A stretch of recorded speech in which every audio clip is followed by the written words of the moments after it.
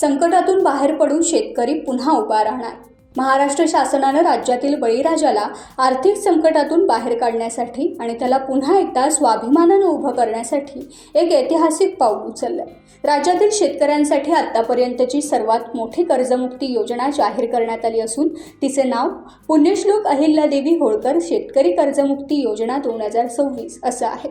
या योजनेमुळे राज्यातील लाखो शेतकऱ्यांना खूप मोठा दिलासा मिळाला। शेतकऱ्यांना कर्जमुक्तीचा लाभ कसा मिळणार हे समजून घेण्यापूर्वी आमच्या लोकप्रिय टाइम्स डिजिटल चॅनलला सबस्क्राइब करा आणि बेल आयकॉन दाबायला विसरू नका।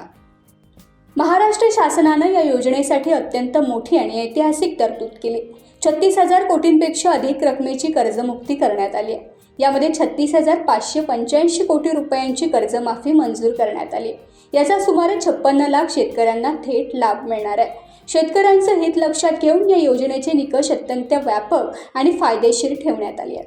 30 सप्टेंबर 2025 पर्यंत ज्या पात्र शेतकऱ्यांचे पीक कर्ज थकीत आहे अशा शेतकऱ्यांना 2 लाख रुपयांपर्यंतची कर्जमुक्ती दिली जाणार आहे। जे शेतकरी नियमितपणे कर्जाची परतफेड करतात अशा प्रामाणिक शेतकऱ्यांना 50,000 रुपयांपर्यंतचा प्रोत्साहनपर लाभ देण्यात येणार आहे। जुन्या कर्जाच्या बोजापासून मुक्त झाल्यानंतर शेतकऱ्यांना आता खरीप आणि रब्बी हंगामासाठी नव्यानं पीक कर्ज मिळणं अत्यंत सोपं होणार आहे।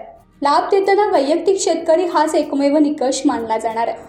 जमीन धारणेचा कोणताही विचार न करता प्रत्येक पात्र शेतकऱ्याला या योजनेचा लाभ दिला जाईल।